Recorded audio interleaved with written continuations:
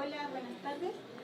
Junto con saludarlos, los asistentes presentes, a los asistentes a través de streaming, hoy continuamos con nuestro ciclo de charlas de investigación. Su objetivo es mostrar las investigaciones que realizan los nuevos doctores de nuestra escuela, como también los profesores visitantes. Al final de la presentación iremos haciendo unas preguntas y rondas para sus consultas y dudas. Presentaremos ahora al doctor Carlos Rose, quien es ingeniero naval electricista de la Academia Politécnica Naval y posee los grados académicos de Magíster en Ciencias y doctor en Electrónica de la Universidad Técnico Federico Santa María.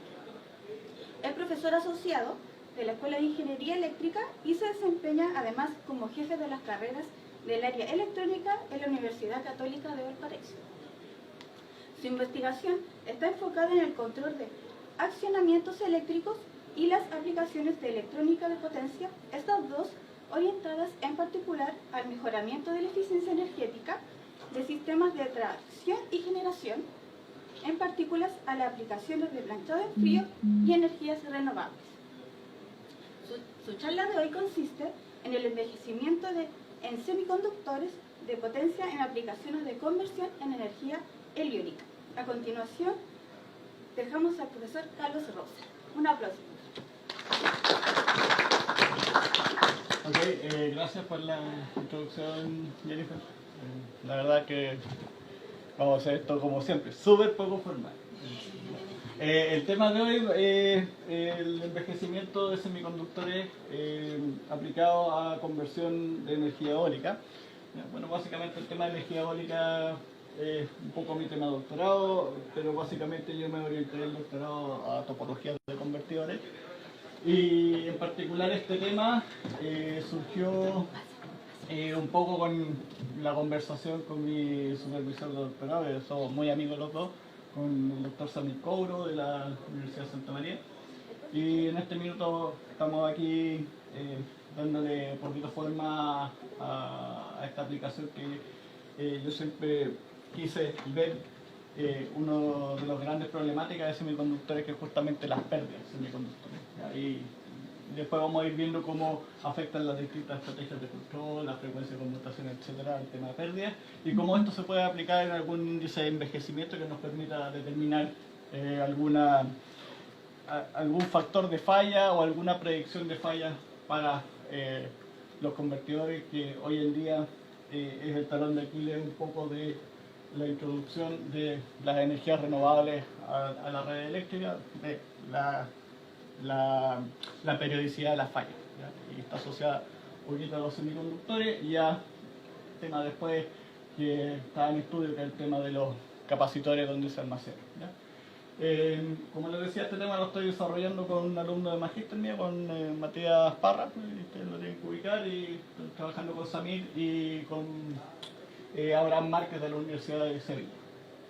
Bueno, un poquito el outline de hoy, ese es un poquito largo, para que no se estresen, lo vamos a hacer lo más rápido posible, lo más al grano posible. Vamos a hablar un poquito de una introducción, un poco de las dinámicas de los sistemas de generación eólica, porque aquí hay varias cosas que tenemos que analizar y que influyen directa o indirectamente en los semiconductores.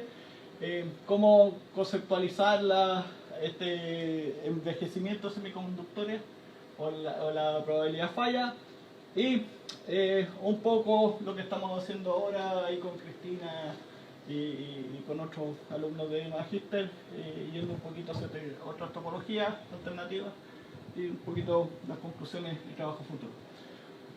Bueno, está más que sabido que hoy en día la introducción de las energías renovables ha sido un boom. Ya hacia dónde tenemos que ir, tenemos que tener energías más limpias, ¿no es cierto? Tenemos que tener energías que sean más friendly con nuestro planeta.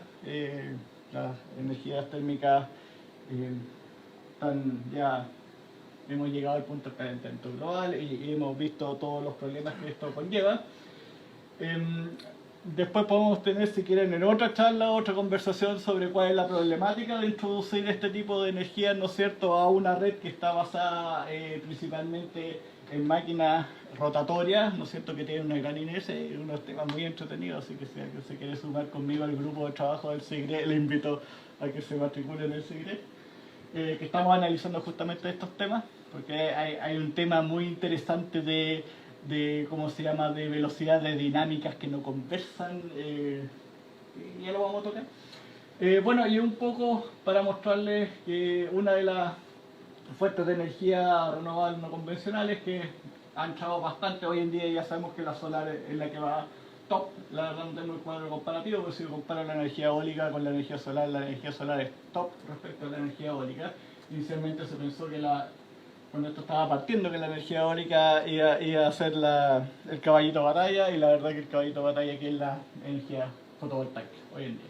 Pero la energía eólica sigue siendo una muy buena alternativa, y como ustedes pueden ver en este minuto tenemos mundialmente 743 gigawatts instalados, ¿ya?, y proyectados para este año, terminando este año, estamos hablando de 830 más o menos gigawatts.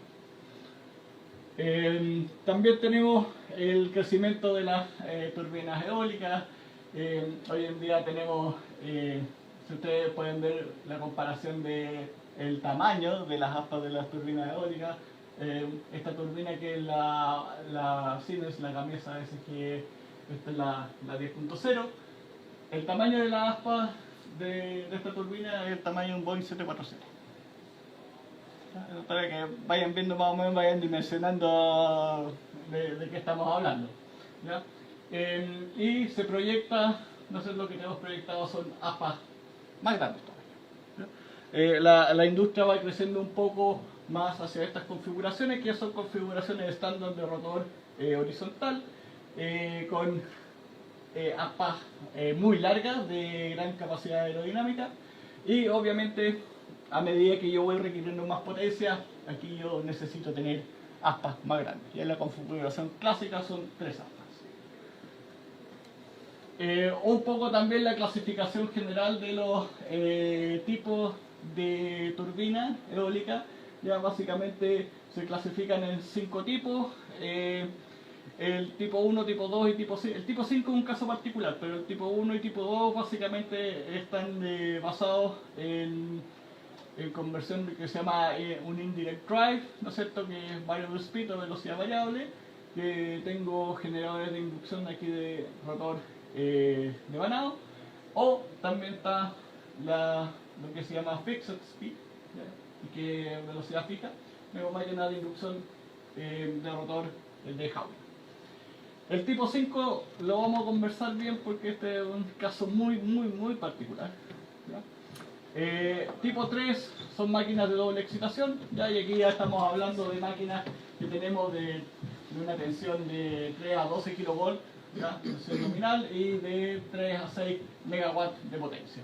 Y por último, la tipo 1, ya que estas son todas en el rango del variable speed, ya vamos a ver la diferencia entre variable speed y fixed speed, y que estamos en el rango ya desde los 3 megawatts para arriba, ¿sí?, y con tensiones de 6,3 a 11 kV.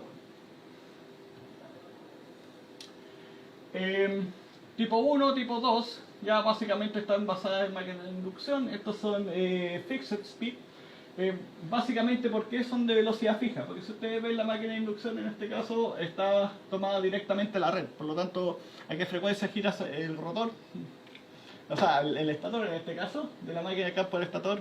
El campo del estator está fijo por la frecuencia de la red. No tengo mucho que hacer, ¿ya?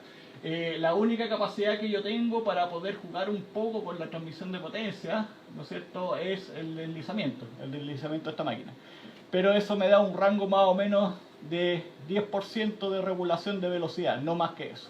Ese rango de 10% de regulación, que es el deslizamiento que yo puedo lograr, tengo una adecuada transmisión de potencia, ¿ya? Lo segundo, como estas máquinas son de inducción, obviamente no tenemos reactivos, por lo tanto tengo que generarle reactivo, inyectarle reactivo, y para eso tenemos entonces un reactor de compensación. Y lo tercero, estos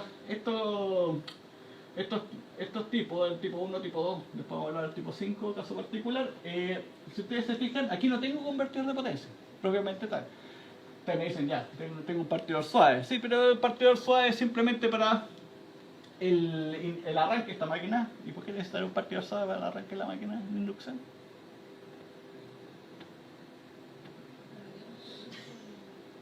¿Para qué necesitar el partidor SOA?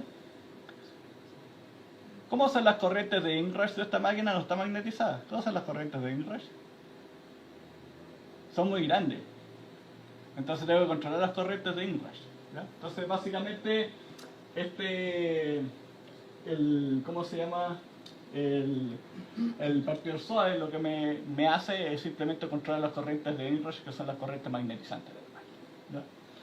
¿Ya? El tipo 5, esta es una máquina sincrónica, ¿ok?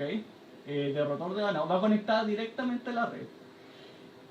Pero en este caso, la diferencia es que el control de velocidad de la máquina, porque obviamente aquí tengo la turbina girando a una velocidad y tengo la máquina conectada a la red fija, entonces el tema es poder captar la máxima potencia del aerogenerador y que converse con la frecuencia de la red.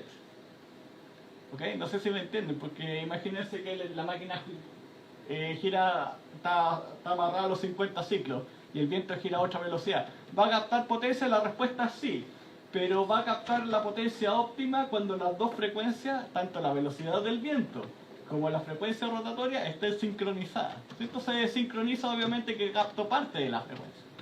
Ese es el gran problema que tenemos. Queremos tratar de captar la máxima potencia del viento, pero para eso necesito que esta máquina gire una velocidad que converse con esa velocidad del viento donde se transmite la máxima. Acá en esta máquina lo puedo lograr, pero tiene un sistema de transmisión variable, ¿ya? Y esto es un cacho. Es un cacho porque es un sistema de transmisión de acoplamiento hidráulico y que obviamente se imagina el grado de mantenimiento que necesita esta cuestión es gigante, y además la probabilidad de falla es complejo, es caro. Sería una excelente alternativa a la máquina sincrónica. No necesito inyectarle reactivo, no necesito el partidor suave, no necesito convertir de potencia, pero tengo este problema. ¿Okay? Alternativa, de ahí aparece la alternativa de la máquina de doble excitación. ¿Ya? Esto es lo que uno llama un convertidor con un convertidor de potencia parcial. Aquí yo tengo capacidad de regulación de la velocidad de rotación del aspa. ¿Por qué? Porque puedo controlar, ¿no es cierto?, completamente la velocidad del rotor. En la tipo 2 también lo podía hacer. La tipo 1 no tengo cómo. En la tipo 2, como una máquina de rotor de ganado, ustedes saben que si cambio la resistencia rotórica, yo puedo controlar el deslizamiento. ¿Okay? Aquí en este caso, en vez de cambiar resistencia rotórica, le coloco un chopper, y el chopper básicamente lo que tengo, entonces una resistencia entre comillas chopeada, una resistencia equivalente dependiendo de la frecuencia de conmutación. Aquí yo tengo control total, porque ya tengo un convertidor de potencia, por lo tanto aquí puedo controlar flujo potencia total y absolutamente en el rotor. ¿Ya? La gracia es que este es un convertidor de potencia parcial, por lo tanto, si este generador es de 3 megawatts, pongámosle un ejemplo, este convertidor maneja 1 megawatt y los otros 2 megawatts se transmiten la potencia por el estator. ¿Ok? ¿Cuál es el problema de este tipo de implementaciones? Uno, necesito, nuevamente, es una máquina de doble excitación, tiene anillos deslizantes, mantenimiento, tengo control parcial nomás todavía de la velocidad, no tengo control total, tengo control parcial de la potencia, de la regulación de potencia. Acuérdense que esto va conectado a red y esto es otro problema, no es tema de la conversación, esto es como para que se introduzcan en el tema. En la red me exige que yo pueda ser capaz de suplir alguna falla de la red. Para eso necesito inyectar potencia en la red, activa o reactiva. Yo puedo solamente aquí inyectar una cantidad pequeña de potencia, o parcial.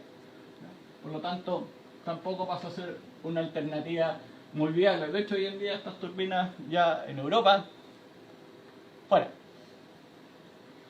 ¿Dónde está la tendencia hoy en día? Full Scale Power Converter, o sea, básicamente tenemos un convertidor de potencia que es capaz de manejar toda la potencia. O sea, tenemos 3 megawatts, tenemos un convertidor de 3 megawatts, un back-to-back, usualmente de tal manera que me permita hacer un control bidireccional de potencia, ¿no es cierto? Activa, reactiva en ambas direcciones. ¿Cuál es la gracia de tener este convertidor de potencia? Bueno, la primera gracia que tiene el convertidor es que este enlace DC cumple una función muy interesante, aparte de almacenar la energía, me permite desacoplar el control. Eso quiere decir que yo puedo controlar todo el lado de la máquina a una frecuencia que requiera mi turbina y puedo independientemente controlar la inyección de la frecuencia con la cual yo me estoy conectando a la red. Por lo tanto, me permite desacoplar el control y puedo hacer, ahora sí, obtener el máximo rendimiento de este aerogenerador. Esta es la tendencia hoy en día. Ok. ¿Qué configuraciones hay? Pasamos por los tipos rápidamente. ¿Qué configuraciones hay? Bueno, si yo necesito escalar en potencia, la pregunta es, ¿qué hago? Bueno, una posibilidad es colocar convertidores en paralelo. ¿Okay? Necesito escalar en potencia. Ustedes saben que los semiconductores tienen un límite de capacidad de manejo corriente. Si necesito más corriente, uno me dice, ya, la opción profe, coloquemos IGBT en serie. Tenemos problema que sincronizar los disparos de los IGBT no tienen un raise time y un fall time igual, por lo tanto tengo problemas de sincronización, es más caro, todo problemático. Entonces hagamos algo así, pasa de ser algo modular a algo específico. Entonces podemos colocar convertidores en paralelo y de esta forma, incluso si yo necesito trabajar a potencia o a derate este convertidor a trabajar a potencias menores, puedo desconectar convertidores y simplemente trabajar con los grupos convertidores que necesite trabajar. Es una buena alternativa. Uno de los problemas de esta configuración es que al estar en paralelo se induce algo que se llama corrientes de modo común, y estas corrientes de modo común o corrientes circulantes afectan mi lazo control y tenemos algunos problemas más grandes. Segunda alternativa. Una consideración que más desde el punto de vista de la máquina. El límite, hoy en día las máquinas o los generadores estándar para aplicaciones eólicas están alrededor de los 690 volts, pero el máximo al que llegan es más o menos a los, estamos hablando de 11 kilovolts, 10 kilovolts, por ahí. La pregunta es, ¿por qué no puedo ir a niveles de tensión más altos? Y la respuesta no es un límite de la electrónica potencia, es un límite del aislamiento de la máquina.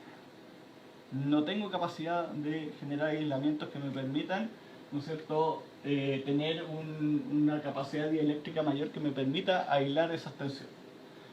Entonces, si yo quiero ir a tensiones más altas, ya tener el arreglo en paralelo no me sirve.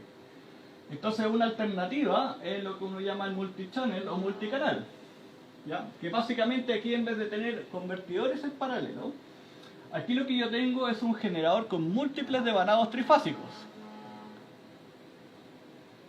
¿Okay? Con lo cual me permite ahora distribuir la potencia, pero no en convertidores, sino que en devanados. Y con eso me permite bajar la tensión también de cada devanado y también la parte constructiva más simple. ¿Okay? Entonces tengo además este arreglo que es multichannel. ¿Cuál es el problema del multichannel? Bueno, el problema del multichannel es que ya el generador es más complejo. Las técnicas de modulación son más complejas. Eso un poco por parte de las configuraciones y los tipos de convertidores de energía. ¿Dónde está el gran talón de Aquiles o la parte que más falla? La verdad es que el generador es súper fiel. Si uno respeta los límites de aislamiento, los límites del circuito que trabaja, no voy a tener problemas en la parte de generación. ¿Dónde están los grandes problemas? Los grandes problemas están en el convertidor. ¿Por qué? Porque los dispositivos de potencia, los IGBT, trabajan o manejan grandes cantidades de corriente, y si ustedes lo piensan acá, pensemos que este enlace DC tiene 10 kV de tensión. Cuando yo abro un switch, tiene que ser capaz de bloquear 10 kV. Y estos son dispositivos semiconductores. Entonces tengo que ser capaz de bloquear esa tensión y además tengo que ser capaz de conducir esos niveles de corriente. ¿Y dónde está el otro problema? El otro problema es que si yo conduzco corriente, obviamente hay una pequeña tensión en el IGBT porque es un semiconductor. Por lo tanto, si tengo corriente voltaje, tengo potencia. Y lo segundo, que uno podría modelarlo como un switch ideal, lo vamos a ver un poquito más adelante, pero no es un switch ideal. Y resulta que el IGBT tiene una corriente de encendido y tiene una corriente de apagado. Por lo tanto, hay un instante de tiempo en el cual estoy encendiendo el IGBT, que tengo pérdidas porque tengo V por I, y que tengo pérdidas al apagarlo porque también tengo V por I. Por lo tanto, tengo pérdidas. Y esas pérdidas se transforman en pérdidas por calor. Y el calor parte deteriorando el semiconductor.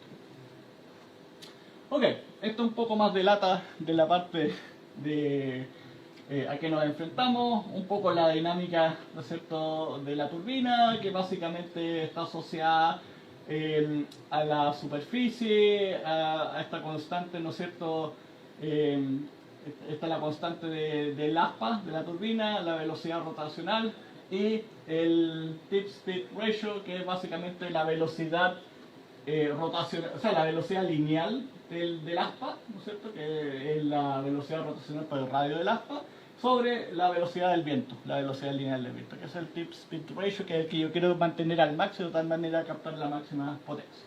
¿Ya? Y para eso tengo que ajustar entonces omega r tal que esto sea un máximo.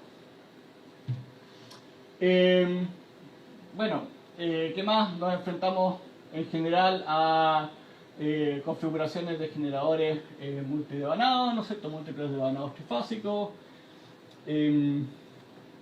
Este es un poquito el modelamiento del generador. Nos enfrentamos a toda esta matemática hermosa que a ustedes les encanta, ¿no es cierto? Tenemos la transformación de n fases a sistema bifásico. Y básicamente tenemos finalmente nuestro modelo dinámico. ¿Por qué necesitamos nuestro modelo dinámico? Porque definitivamente lo que necesitamos ahora es controlar este generador. Tanto la inyección de potencia hacia la red, ¿no es cierto?, que sería nuestra dinámica de la red y la dinámica del capacitor, como también nuestra dinámica del control de la máquina. Y aquí un poco pueden ver más o menos a qué uno se enfrenta cuando uno dice quiero estudiar electrónica de potencia en el área de control de energías renovables y en generación eólica. ¿Ya? Así que aquellos, ya hay varios que se están desanotando de quiero estudiar eso. No. Esto es lo que nosotros podemos ver. Tenemos nuestro lazo control orientado por flujo para control de velocidad de la máquina, por el lado del generador, y por el lado control de la red tenemos nuestro lazo de control de voltaje orientado en este caso con un virtual flux, y nuestro control de tensión del enlace X. Básicamente estas son técnicas clásicas de control. Hay otras técnicas de control como está DTC, Direct Power Control, que es el equivalente, y tenemos también control predictivo. Ok, vamos un poquito a dónde está nuestra problemática.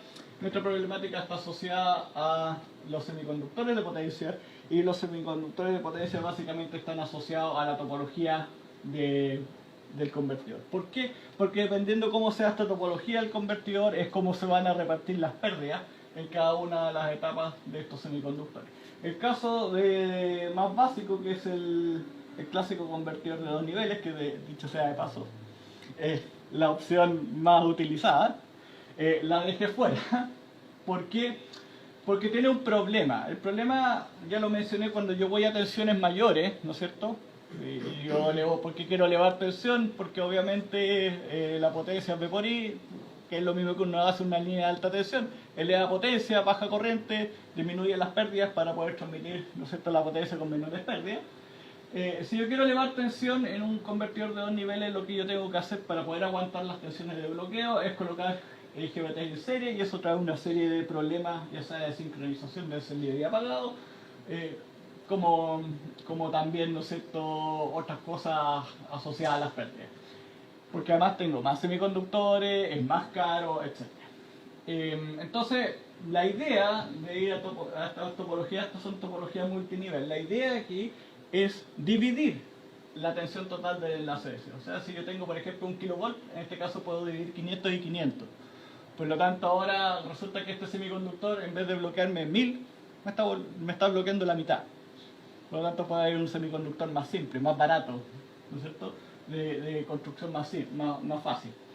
Entonces, las topologías multinivel son hoy en día la alternativa principal para las aplicaciones eólicas, ya sea de 3 para arriba megawatts.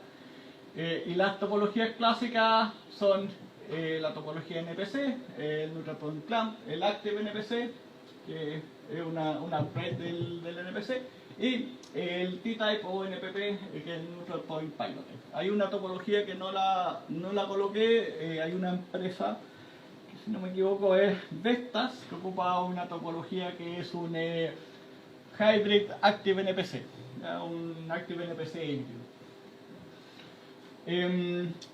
Entonces, por eso nosotros estamos yendo a este tipo de soluciones. ¿Dónde está la problemática ahora? Los semiconductores están afectados por temperatura ambiente, la potencia disipada por estos semiconductores, por las pérdidas, y la forma en la cual yo estoy manejando el flujo de potencia por el convertidor. Es decir, estoy usando múltiples convertidores, estoy usando parte de los convertidores, por ejemplo, en estos arreglos en paralelo que yo tenía, y obviamente que eso va a afectar la vida útil, ¿no es cierto?, de mi semiconductor. Aquí, para que tengan una idea de gráfico, básicamente yo tengo toda la energía que entrega el viento, ¿no es cierto?, tengo pérdidas mecánicas en el proceso, después tengo mi conversión electromecánica, ¿no es cierto?, tengo pérdidas electromecánicas, ¿no es cierto?, que son básicamente flujos dispersos, etc. Y esa energía después, en vez de ir directa a la red, pasa por el convertidor de potencia. El convertidor, las pérdidas que yo tengo son pérdidas por pérdidas por conducción y por switcheo o por conmutación de los semiconductores. Y obviamente que esto afecta la vida útil de los semiconductores. Un poquito para recordarles algo de electrónica potencia. Aquellos que vieron electrónica potencia, los semiconductores los semiconductores más utilizados en este tipo de aplicaciones son los IGBT. Por una razón muy simple, son una combinación entre un MOSFET y un bipolar. La gracia es que tiene la misma prestación que el MOSFET de poder tener un control de encendido y apagado por gate, ¿no es cierto?, sin control de corriente, o sea, por control de tensión. Y tiene la gracia del bipolar de poder manejar grandes cantidades de corriente que no tiene el FET. ¿Okay? ¿Dónde está el costo que yo pago? El costo que yo pago es que el IGBT tiene un tiempo de encendido y tiene un tiempo de apagado. No es instantáneo. ¿Ya? En un MOSFET las pérdidas por apagado son casi cero. ¿Okay? Entonces tenemos dos tipos de pérdidas. Una son las pérdidas por conmutación que están asociadas a los encendidos y apagados de los semiconductores, dado que yo tengo, ¿no es cierto?, este retardo en el encendido. Aquí parte conduciendo el IGBT. Aquí tengo mi retardo de subida en el encendido del IGBT, ¿no es cierto?, y el retardo en la bajada por el apagado. Por lo tanto, se me generan estas dos áreas que son pérdidas de encendido y apagado.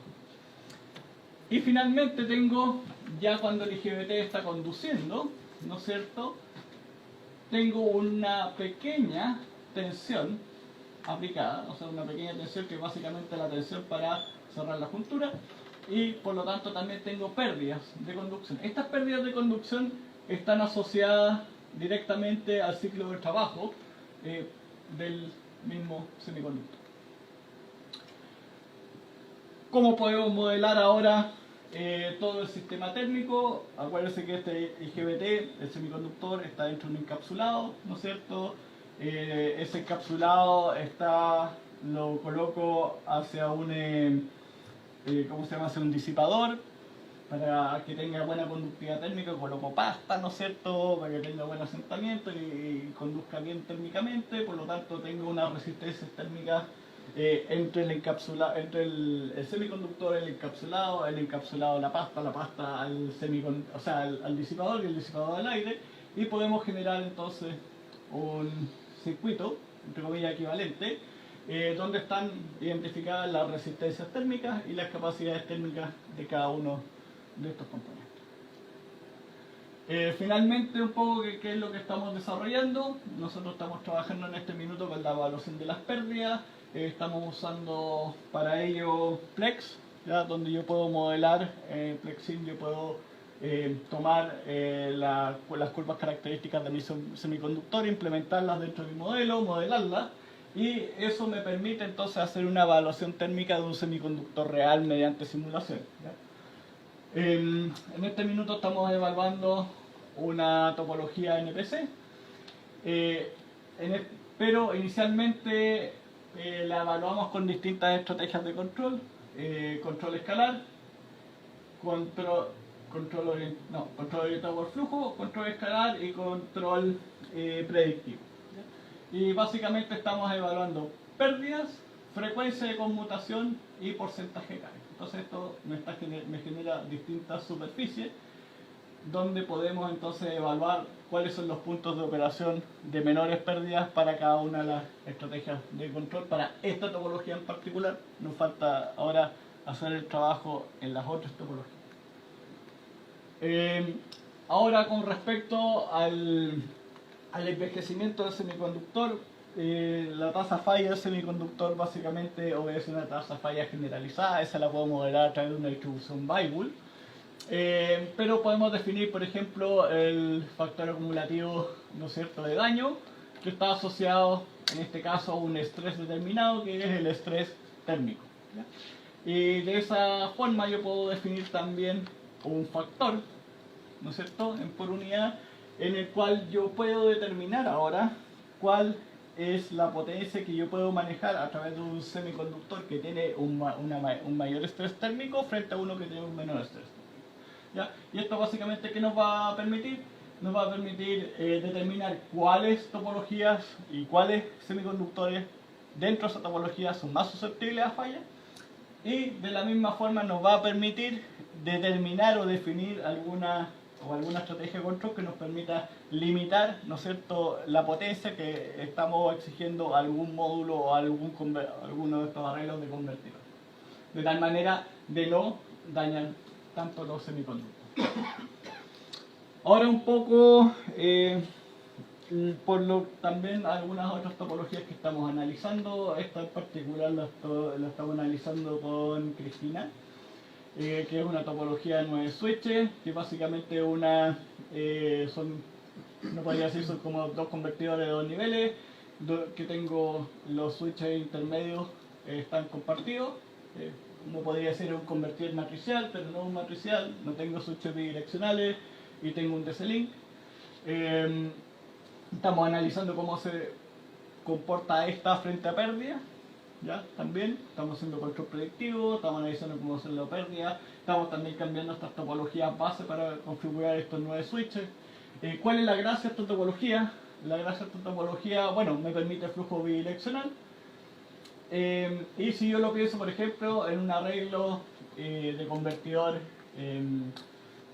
multicanal, piensen en un back-to-back de 2 niveles, yo tengo 6 semiconductores en el frente activo y tengo otros 6 semiconductores en la etapa de inversión, por lo tanto tengo 12. ¿Ya? Yo podría usar esta simple topología y tengo 9 semiconductores. Estoy reduciendo, por lo tanto habría que evaluar ahora cómo se comporta esto frente a pérdida. Puedo hacer lo mismo, el back-to-back, pero multicanal también. Entonces aquí, en vez de ya de tener 12 en el frente activo, tengo solamente 9 en el frente activo. Y en vez de tener 12 pensando en el inversor, pensando en el multicanal, tengo nuevamente 9. Por lo tanto estamos nuevamente disminuyendo el número de semiconductores. Otra posibilidad es, en vez de usar un multicanal, pero en vez de usar, ¿cómo se llama?, grupos de devanado trifásico o multifase, estamos usando un devanado abierto. Y por último, esta topología que fue un poco esta es la topología de mi doctorado, que es una topología que llamamos un quasi-nested, una topología porque un nested habría sido si incluimos aquí un capacitor de balance, pero este es un quasi-nested. Y básicamente la idea ahora es evaluar esta topología no en el control ni en la aplicación, sino que evaluarla en las pérdidas.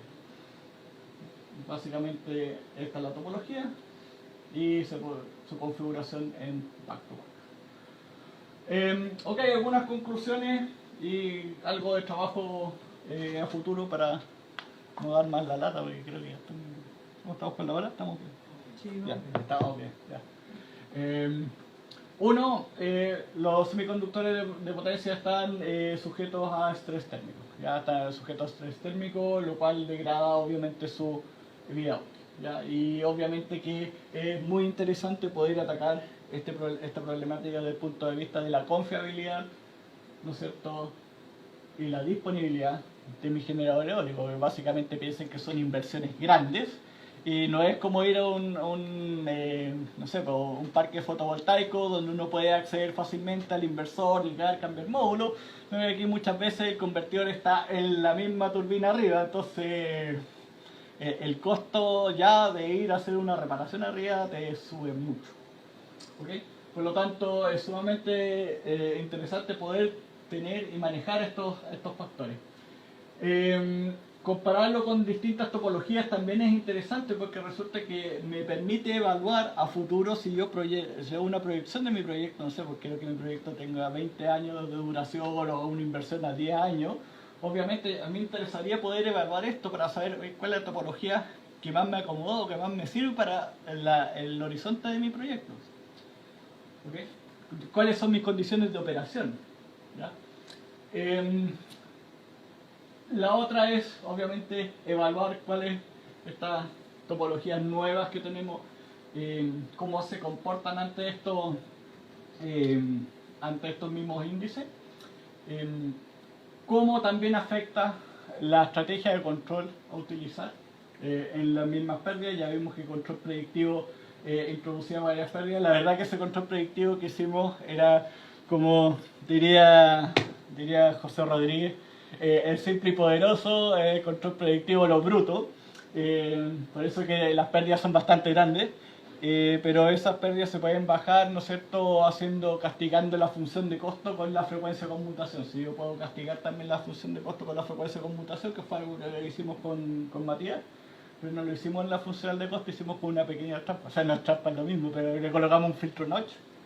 Las pérdidas se reducen bastante y son muy cercanas a las de un control clásico orientado por flujo.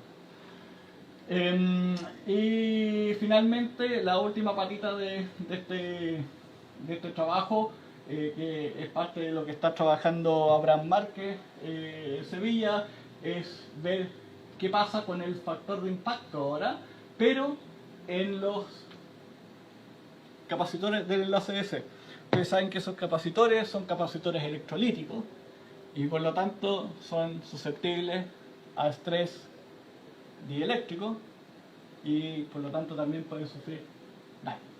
Y sin capacitor de DC-Link, hasta ahí nomás llegó nuestro convertidor y también tenemos un punto de falla grande, porque no sé, créanme, no son unos capacitores. No sé si han visto los capacitores de cuántos son, 2400 microfaradios que tengo en el laboratorio, pero son de 400 watts.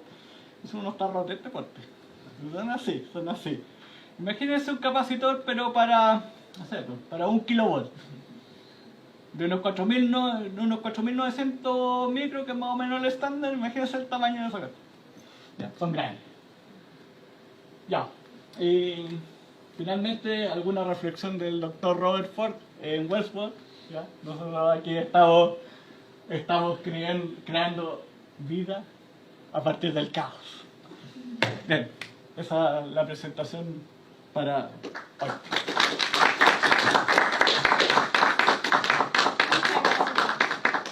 ¿Alguna pregunta?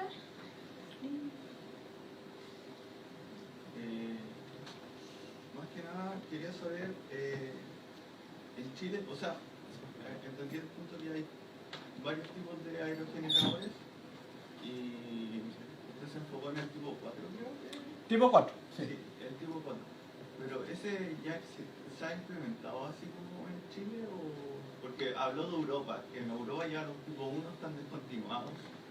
Los tipo 1 los vas a encontrar, o sea, si tú tienes una casa, ¿no es cierto? Y para aplicaciones tipo de 100 watts, 300 watts, tipo 1 es total y absolutamente rentable, no necesitas tener más control de eso. Además que si es una aplicación domiciliaria, yo no necesito tener mucho control de flujo de potencia activa o reactiva. ¿Por qué necesito tener ese control? Básicamente porque hoy en día si yo me conecto a la red eléctrica, necesito cumplir con el código de red, ¿ya? Y el código de red a mí me dice, usted ante falla me tiene que asegurar de que es capaz de levantarme esa falla suplementando cierta cantidad de potencia. Yo tengo que tener capacidad de actuación en potencia. El tipo 1, como no tengo control, porque no tengo convertidor, estoy directamente conectado a la red, no tengo capacidad de asegurarlo. Por lo tanto, si tú piensas en una aplicación domiciliaria, es genial. El tipo 4, que es el tipo 3, perdón, que es el convertidor de doble excitación. En Europa ese tipo de convertidores ya están prohibidos. Es así de simple. Están prohibidos. ¿Por qué? Porque en alguna, dependiendo de la velocidad del viento, es un poquito bien complejo, pero dependiendo de la velocidad del viento, ese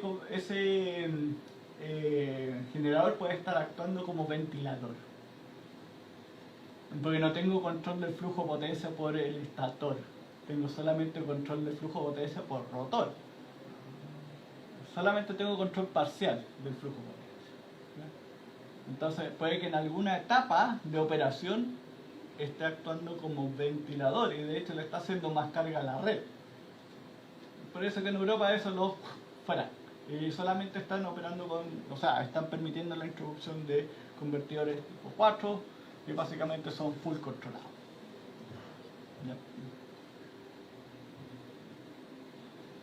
Por eso me enfoqué un poco a eso. Ahora, el problema de la topología del convertidor es independiente al tipo de generador que yo estoy ocupando, ya sea un tipo 4 o sea un tipo 3.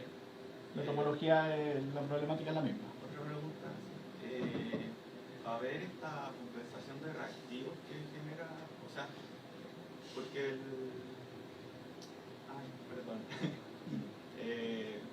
tú entregáis potencia activa y también necesitáis cumplir potencia reactiva para que cumpla los requerimientos de la red. Sí. ¿Eso en qué software utilizan ustedes así como para simularlo?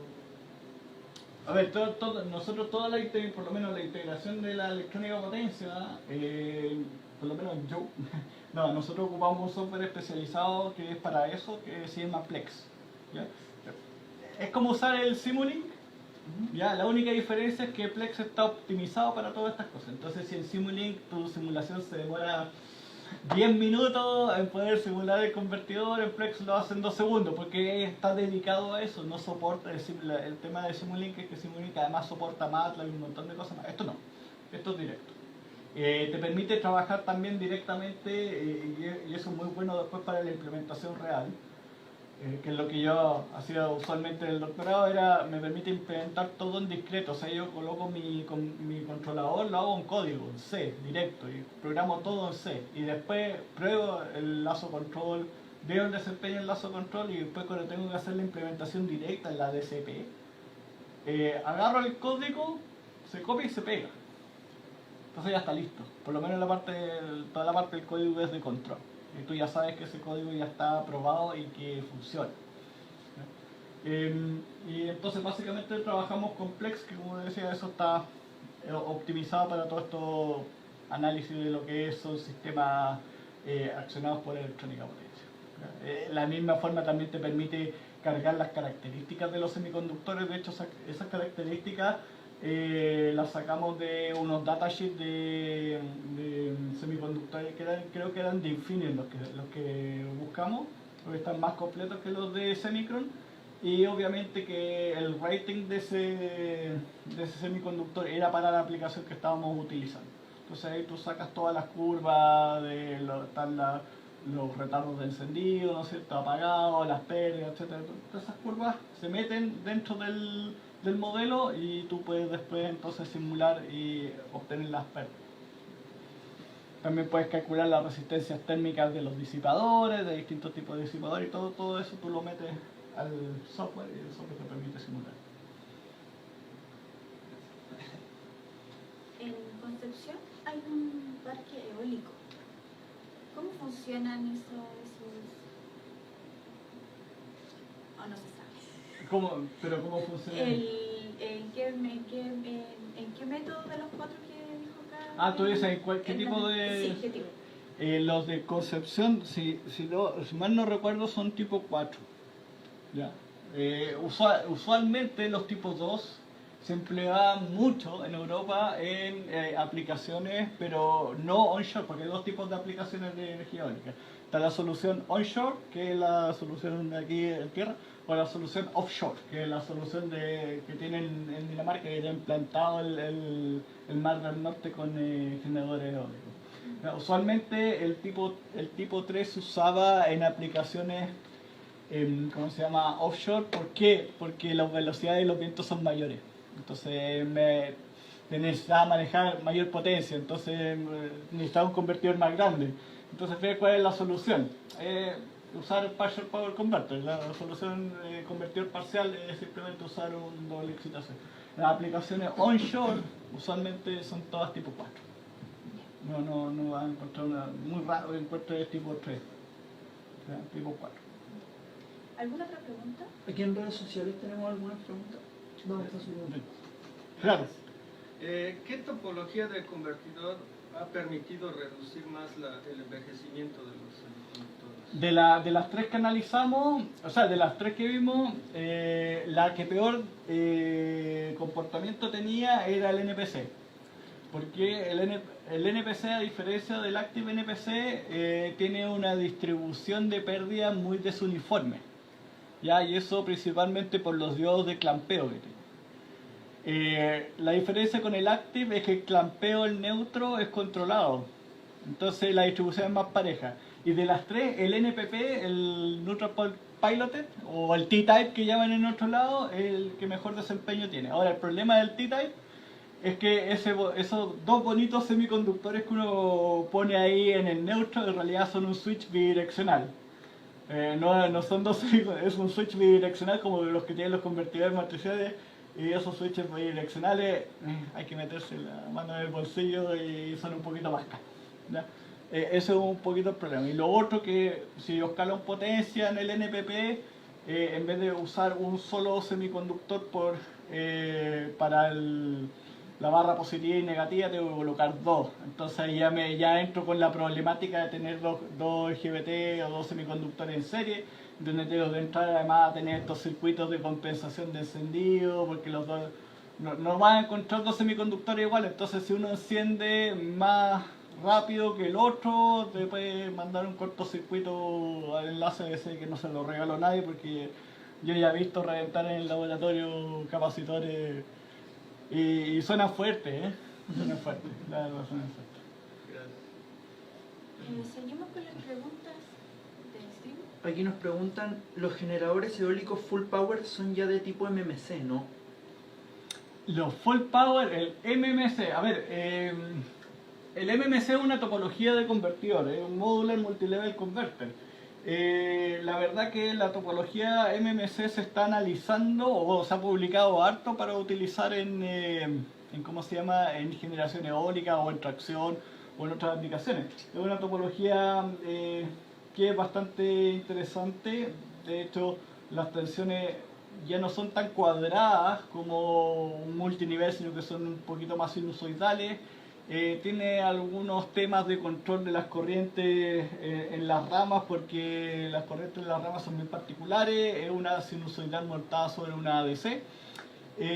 Pero si yo me voy a lo que industrialmente se utiliza, estamos en NPC, NPP y un hybrid de NPC. Esos son los... perdón, Hybrid Active NPC. Esos son como las 3 o 4 topologías que se utilizan. Si tú me preguntas cuál es la más común, la más barata, el de 2 niveles. ¿Ya? El problema es que el de 2 niveles, claro, es más barato hasta que partimos colocando todas estas compensaciones, ¿no es cierto?, de semiconductores en serie. Pero esas son las topologías clásicas y que tú vas a Siemens y esa es la topología que te venden. Se ha publicado harto, sí, pero de ahí a que, de hecho hasta con convertidores matriciales, pero de ahí a ver una empresa que lo implemente, yo te diría que la topología más rara es la del Hybrid Active NPC. Súper. Otra pregunta que nos hacen es, cuando comparas control orientado por flujo o predictivo, ¿te refieres al del lado del generador? ¿Han estudiado Grid Forming Control para el lado de la red? Grid Forming Control, buena pregunta. La verdad no lo hemos estudiado. A ver, lo que pasa es que Grid Forming es un poco independiente de que sea control predictivo o sea control orientado. ¿Qué significa Grid Forming? Ustedes saben, me metí en el área que no quería meter. Ustedes saben que la red está básicamente gobernada por máquinas sincrónicas. Y las máquinas sincrónicas tienen una gracia. ¿Cuál es la gracia que uno podría entregarle? Que si a mí me falla un generador, resulta que esas máquinas sincrónicas son grandes, tienen una inercia grande. Por lo tanto, si una falla, tengo energía almacenada en esa inercia gigante. Eso es uno. Y cuando yo veo mi convertidor, la pregunta es, ¿dónde tengo la energía almacenada antes falla la red? No tengo una inercia gigante donde almacenar energía. Tengo un resto de energía almacenada en el enlace DC, pero no tengo más energía gigante almacenada. Eso por un lado. Lo segundo, dado que esta inercia es muy grande, resulta que la reacción de la red ante alguna perturbación es muy lenta. ¿Por qué? Porque tengo una inercia muy grande, ¿no es cierto? O sea, si tú tratas de mover un carro del supermercado lleno de cosas, te cuesta o reacciona muy lento frente a cuando está vacío. Y el problema del convertidor es que las dinámicas del convertidor son muy rápidas porque son dinámicas eléctricas. Entonces la pregunta es, ¿cómo estabilizas un sistema que reacciona? Estoy conectando mi convertidor. ¿Cómo logro estabilizar este sistema que tiene dinámicas muy rápidas con esta red que tiene dinámicas muy lentas? Entonces aquí hay dos tendencias. La primera tendencia es decir, lo que dicen Grid Forming, que básicamente va un poco por esto que está muy en boga, que llaman inercia virtual. En pocas palabras es meterle un retardo, ¿no es cierto?, al lazo de control de convertidor. ¿Ya? Uno le mete un retardo. El problema de meterle un retardo a un lazo de control es que el sistema uno lo torna sumamente ineficiente, y todo lo hermoso que tenía mi control de ser un control sumamente eficiente lo estoy haciendo ineficiente. No le estoy sacando el máximo provecho a mi controlador. ¿Ya? Ese es el problema. Y la segunda tendencia es Grid Synchronize, que si no me equivoco la otra tendencia, es emular que mi convertidor oscila igual que el generador. Entonces uno le da un comportamiento oscilatorio a la respuesta del convertidor, ¿ya? Que emule la respuesta del generador. Entonces eso va más que por la estrategia de control, si es control orientado, si es control Direct Power Control o si es control predictivo, es básicamente introducir este retardo que me permite interactuar con la red. Bien. Una consulta relacionada con eso mismo. No hay convertidor de potencia parcial para el... No, era otra cosa. No, ¿qué tan viable el uso de bancos de baterías para proveer estabilidad como en términos de frecuencia? Por el tema de que tenía entendido que igual podían proveer ese servicio como adicional de grid forming. Sí. Me parece que en Australia se está haciendo harto eso, no sé qué tan viable puede ser. Es viable, no, es viable. El problema es que, insisto, estás agregando algo más. Ahora tengo un banco de batería y tengo que conectarlo a mi enlace DC. Mi enlace DC no está en 12, ni en 24, ni en 48 volts. Está en 1 kilo. y tengo que meterlo con tensión estabilizada. O sea, eso me obliga que además tengo la batería y tengo que colocar un convertidor de CDC. ¿No es cierto? Entonces, ya, ok, puede funcionar. O sea, y funciona. Ahora la pregunta, ahora tú te pones desde el punto de vista de desarrollo investigativo, genial, es una alternativa. Ahora, ponte del lado de la otra persona, que es el que vende esta solución. Tú le venderías el banco de batería porque además le estás colocando otro convertidor más. O sea, y tenéis que colocar el convertidor ahí arriba. Pero el banco de batería no lo podéis poner arriba, entonces tienes que colocarlo abajo. Entonces ahora tengo que hacer todo un arreglo bajo.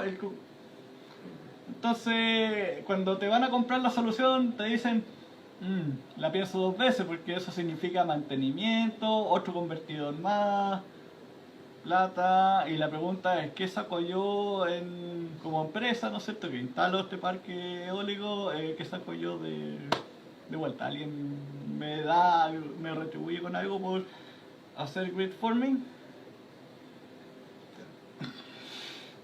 Todo eso ya va más como en la empresa coordinadora, quizás como más, una cuestión más como de política. A ver, lo que pasa es que eso, acá en Chile, que justamente lo que estamos nosotros metidos en un grupo de trabajo en el CIGRE, que es el Comité de Grandes Redes Eléctricas. De hecho, es el Comité Internacional de Grandes Redes Eléctricas, somos el Viola ahí. Estamos justamente en un grupo de trabajo ahí con mi colega y amigo el Ricardo Lizana de la Universidad de la Santísima Concepción, que estamos viendo todos estos temas de grid forming, ¿no es cierto?, las alternativas, cuáles son las metodologías que hay, qué es lo que es la literatura, porque esto en algún minuto hay que normarlo. Y la pregunta es, cuando tú llegas al ente técnico, sin pelar al ente técnico ni a la SEC ni a nadie, pero cuando tú llegas al ente técnico, el ente técnico resulta que ser... No hay nadie de la SEC aquí, no sé. Resulta ser un ente netamente político. Entonces la respuesta es, tú tienes que darle una solución técnica. ¿Ya? Y hay mucho escrito, hay mucha literatura, hay muchas vías, entonces la pregunta es, ¿cuál es la más adecuada? ¿Qué es lo que vamos a hacer? ¿Vamos a hacer grid forming? ¿Qué vamos a hacer? Y eso hay que implementarlo como política, pero por eso alguien tiene que regular esto. Y no es que yo me levante en la mañana y dependiendo cómo me espere, vamos a hacer grid forming porque se me ocurrió hacer grid forming. Tiene que haber algo detrás. ¿Ya? Por eso que ojalá nadie me pregunte por redes neuronales, a mí me cargan las redes neuronales. ¿Por qué? Porque no hay un fundamento científico, matemático tras las redes neuronales, ¿no? Uno las entrena y funcionan, ¿no? Yo hago probar controlabilidad, estabilidad de esa red neuronal, estoy feliz. Pero si no logro probarlo, no estoy feliz. Pues nadie me asegura que en otro lugar esa red neuronal no vaya a fallar. ¿Ya? Mientras que si es un sistema, yo puedo probar controlabilidad, estabilidad, me aseguro de que va a funcionar. ¿Ya? Nada contra los de redes neuronales. Gabriel y compañía limitada, es un peligro ahora mismo. Bien. ¿No hay más preguntas? Muchas gracias, profesor. Le vamos a dar un obsequio por esta muy buena charla.